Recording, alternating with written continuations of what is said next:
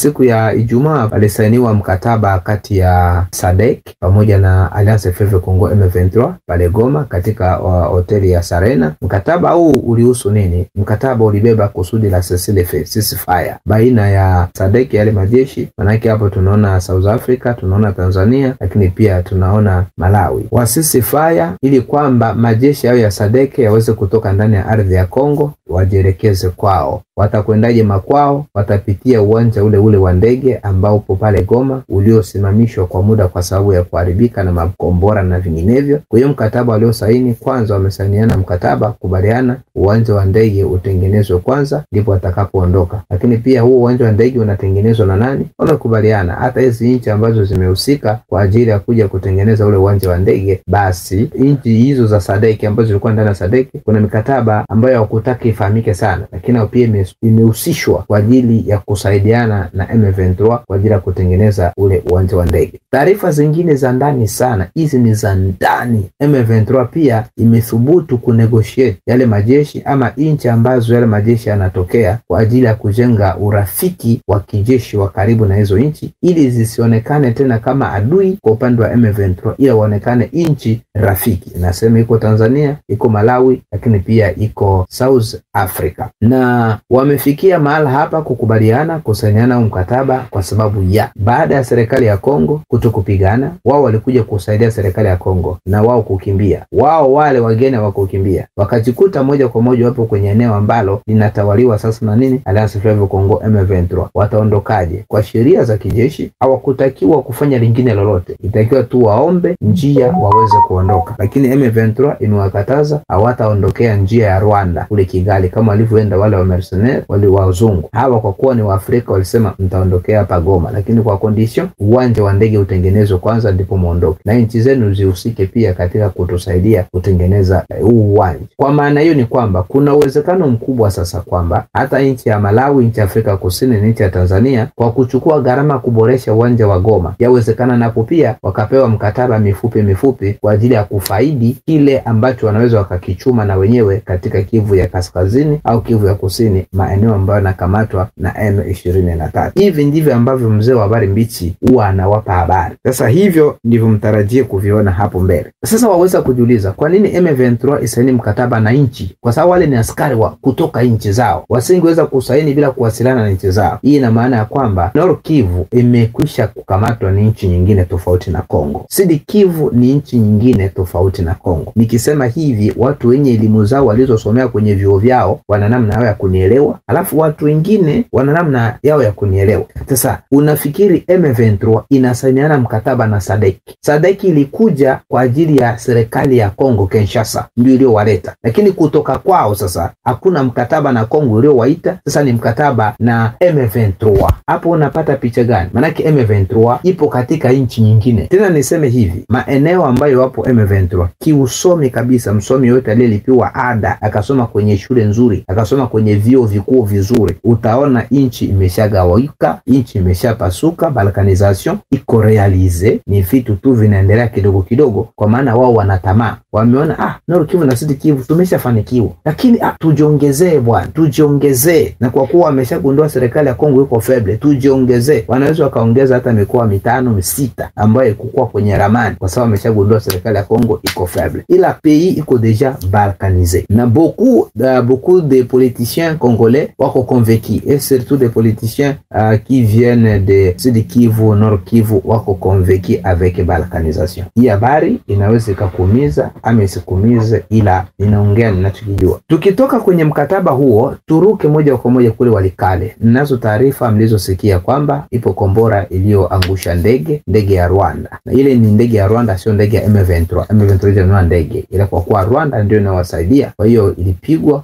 baada ya kutua kwenda Rwanda, kurudi kwenda Rwanda, ilifanya tripo kama 2. Kwa hiyo kwa tripo ya 3 pale nataka kuondoka ndipo ikaunguzwa na gari lingine lilikuwepo pale. Kwa hiyo Rwanda ikawa imeingia hasara kubwa ya kupoteza ndege. Sasa kwa nini Kongo ilifika mahala pa kuunguza ile ndege? Kongo ilidai kwamba M23 imegeuka mkataba, imegeuka makubaliano walioyafanya wapi? Walioyafanya kule Qatar. Waliambiwa wasichukue maeneo yoyote, maana yake iwe cessez-le-feu, lakini wao baada ya kutoka Qatar kati ya Paul Kagame na Fachi wakaendelea kwenda kusonga mbele kuchukua eneo, na ndipo walipochukua ile Walikale centre, wakasema mbona mmekosea kanuni. Kongo kwa ile hasira wakafanya vile, lakini walipofanya vile hakuna infanteri ile usogea kwa ajili ya kukamata mji. Kwa hiyo mpaka hivyo Walikale iko mikononi mwa M23. M23 ilitoa condition, kama tutajiretire tutatoka ndani ya Walikale, lakini asikanyage askari yeyote wa FARDC ndani ya Walikale. Tutatoka ndio, lakini asikanyage yeyote. Na Kongo ni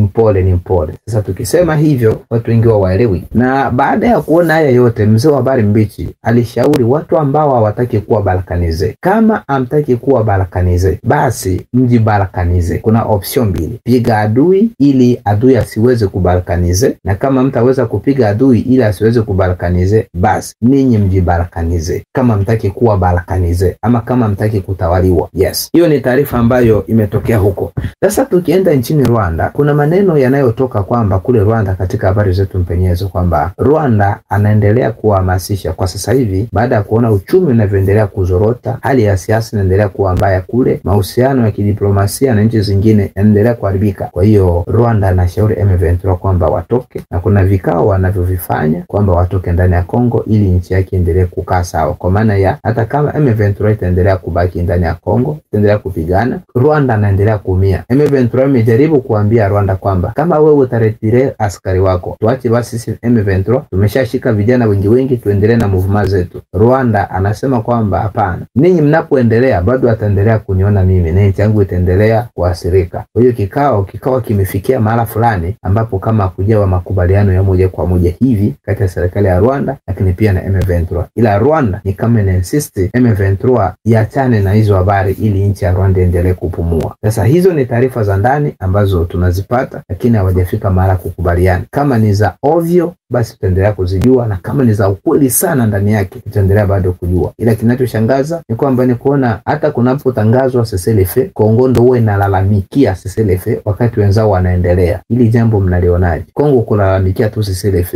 wenzao wanaendelea, wanaanza kustaki, mbona tumesema CCLF, wao mbona tena wanaendelea kukamata, simpige. Kwa hiyo nilishauri sana wazalendo waza kwamba kama mna uchungu wa nchi, pigeni adui, lakini kwa sababu hamwezi kupiga adui, mmekamatwa na FARDC. Nilishauri kama mna haja ya kupigana, lazima kwanza mpigane na FARDC, kwa maana FARDC ndiye M23. Na ukimchunga FARDC umemchunga M23, na ukisikia commandment ya FARDC manake unatembea na commandment ya M23. Haya yote nilijaribu kuwashauri kama mtaalamu wa masuala ya vita, mchambuzi pia, lakini mwanasiasa mdogo, ila hawajaelewa. Na niwaambie watu kwamba mzee Amuri William Yakutumba ana nia kubwa sana ya kupigana vita pamoja na wazalendo wengine wote, ila ukishakaa kikosi kimoja na FARDC manake commandement militaire, mfumo au system ya kijeshi huwa inakamata mzalendo. Manake mzalendo hawezi kuwa na commandement zaidi ya FARDC, lazima atembelee commandement militaire ya FARDC. Hivyo ndio katiba na ndio kanuni ya jeshi la akiba, huwa linatembea kwa mipango ya jeshi mama ama arme principal ambao ndio FARDC. Kwa hiyo hata alivyo pale mzee Amuri William Yakutumba ndani ya Plaine de Ruzizi, hawezi kwenda popote bila ruhusa ya FARDC, hawezi kufanya chochote bila ruhusa ya FARDC. Hiyo ndio kanuni. Kwa hiyo asilaumiwe, na ndio maana mzee wa habari mbichi aliambia watu na akawashauri wazalendo, achaneni na FARDC, lazima mtengane ili muwe na commandement militaire za kwenu na FARDC baki za kwao. Kama mnasikia kuna sehemu wazalendo wanakwenda kupiga, wamekwenda kupigana pale, ni wazalendo ambao hawako pamoja na FARDC, wanafanya vya kwao. Na wakati mwingine vyombo vya habari vya Kongo vinafika mara kutangaza wazalendo wakishirikiana na FARDC wamekwenda kupiga pale, kumbe FARDC hakuwepo hata mmoja. Ni ile namna tu wanataka kuheshimisha jeshi. Maeneo ambayo ukiona wazalendo wamepigana pamoja na FARDC, maana yake FARDC inakuwa bado inaogopa wale wazalendo kwamba tukiwakataza sana labda inaweza kutokea kelele kati yetu na wao, tukapigana hapa tukarushiana. Wanakuwa nakubali hivyo, lakini eneo ambalo FARDC wako wa kutosha, wamejipima nguvu, wako sawa, hawaruhusu mzalendo kwenda kupigana. Hilo liko hivyo.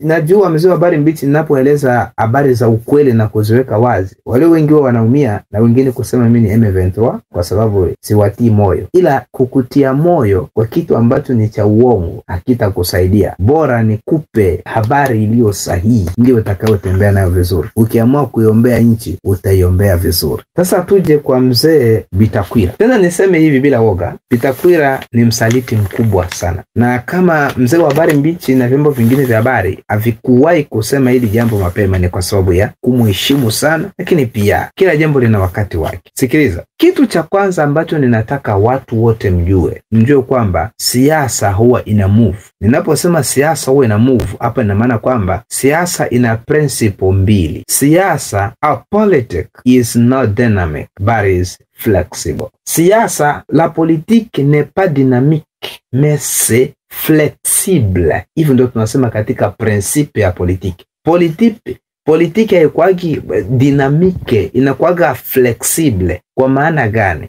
Usimbloke mwanasiasa ama usibloke siasa kwamba huyu alifanyaga hivi kwa hiyo anakuaga wa hivi. Katika siasa haikuagi hivyo. Siasa mtu anaweza akaongea hivi leo lakini kesho akafanya tofauti na lile aliloliongea jana. Chama cha siasa kinaweza kikakwambia hivi leo lakini kesho likaleta jambo jipya. Kwa hiyo usimchukulie mwanasiasa kwa neno ulilosikia aliwahi kuliongea ukasema ndivyo alivyo. Katika siasa hiyo kanuni haikuagi. Na hili ndio limefanya watu wengi sana wamwamini Bitakwira kwa baadhi ya maneno aliyoyatumia, wakamchukulia ni mzalendo, wakashindwa kuelewa kama siasa inakuwa flexible, haikuagi dynamic, huwa inabadilika. Na mara nyingi wanasiasa wanaenda na mfumo, siasa inakwendaje, anaifuata siasa iliyopo kwa wakati huo. Na niseme hivi, katika pia wanasiasa kuna aina mbili za wanasiasa. Naomba hapa mnielewe. Hapa naongea vya Bitakwira. Kuna aina mbili za wanasiasa. Kuna siasa ambao wanaitwa celebrity politicians and dangerous politicians. Manake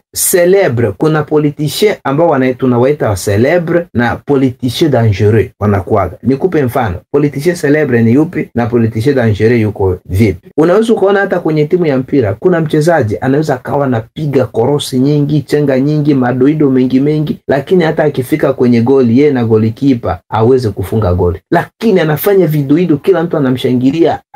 Yani anatoa burudani ya soka, lakini adui haimuogopi kule kwenye goli hawezi kusababisha goli. Huyo ni player ambaye anaitwa celebrity. Ni player, ni mchezaji wa kushangiliwa, wa mashabiki, lakini hayuko dangerous kwenye goli. Muulize assist ngapi ana, goli ngapi ana. Kwa hiyo hayuko dangerous. Na ndivyo walivyo wanasiasa. Kuna wanasiasa wa namna hiyo, machachari sana. Anafanya vitu makeke, lugha za ajabu, kuongea sana watu lakini angalia act, matendo, realization unakuta hakuna. Sasa na kuna wanasiasa ambao hawana vitu vingi kinywani lakini wana realization ambazo ziko tellement fort. Kama mfano Joseph Kabila, hana vitu vingi lakini kuna ni politicien dangereux Joseph Kabila. Lakini pia Bitakwira ni politicien ambaye ko celebre, ana maneno mengi, mambo mengi, lakini hakuna realization. Ndio vitu watu mnaelewa. Hatufanyi vitu vya kukurupuka, tunafanya vitu vya kuelimishana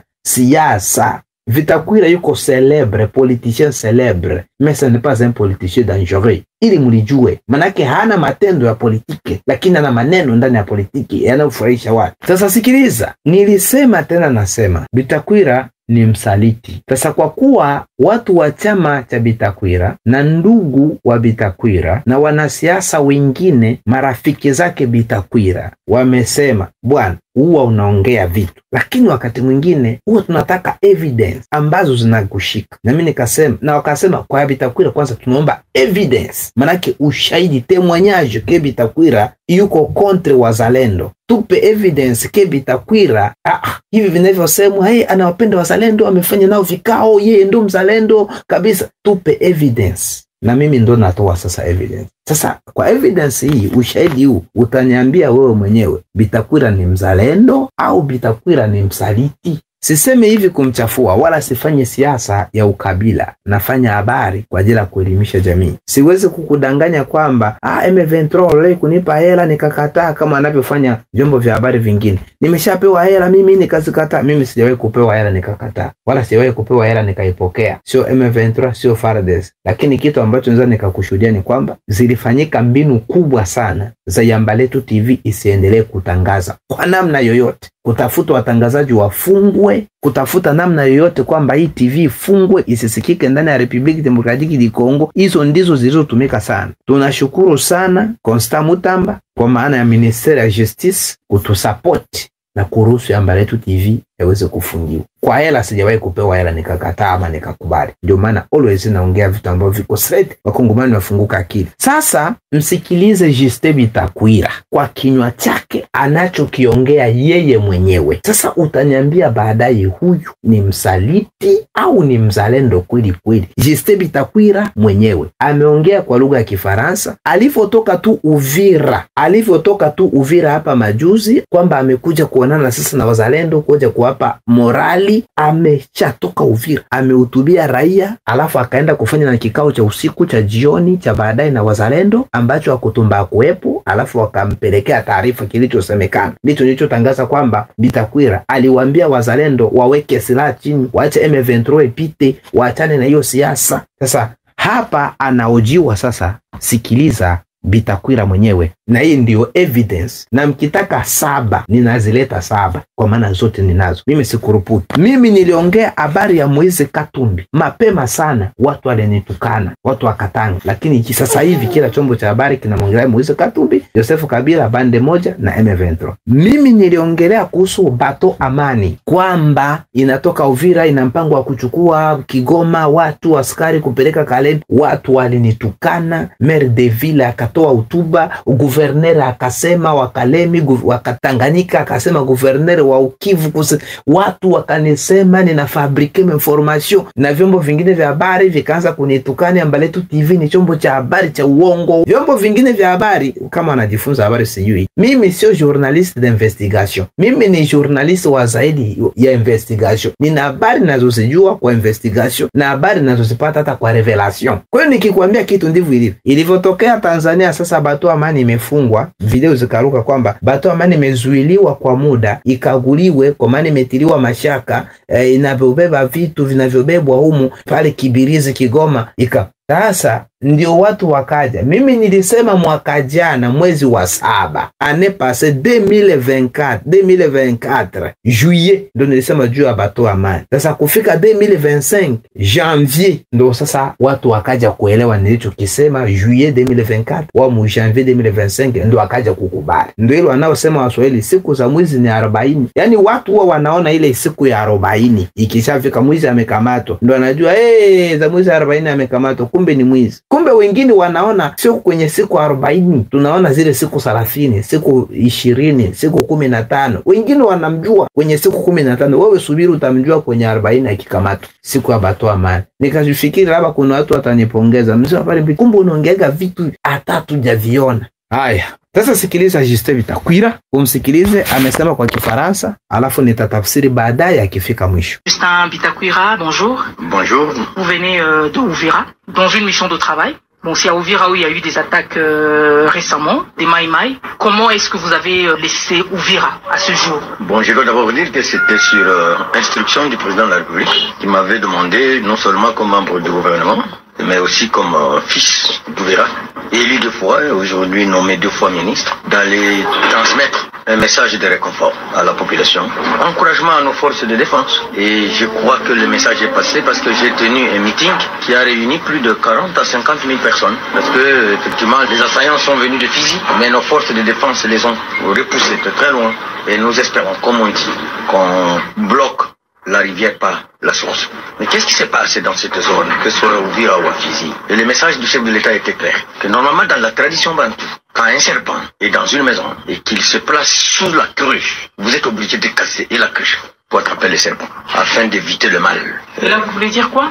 Il voulait dire que le chef de l'État était clair, qu'on ne négociait pas avec ces rebelles ou prétendus rebelles, qui viennent d'où? Une coalition dont on ignore la source, l'origine. On dit seulement Maï, parce que Maï c'est devenu un monstre. Mais aussi, je me suis retrouvé devant un message qui ressemblait encore à une thèse bantoue qui dit que quand vous êtes à la chasse des souris dans une case, il faut commencer par celles qui sont enceintes. Et c'est comme ça que nous avons dit que Yakutumba était un aventurier et qu'on devait le mettre hors d'état de nuire. Et nos forces de défense, nos militaires, nos policiers sont derrière, ils sont en train de nettoyer le travail. Maintenant, les véhicules passent entre Uvira et Baraka et nous espérons qu'ils ne reprendront pas cette aventure. Mais j'avais aussi un message à préciser. Parce qu'à un moment, dans une émission sur Okapi, j'avais dit que nous suivions la cargaison de médicaments de MSF, Médecins Sans Frontières, et qu'effectivement, on allait confondre, que peut-être on aurait détourné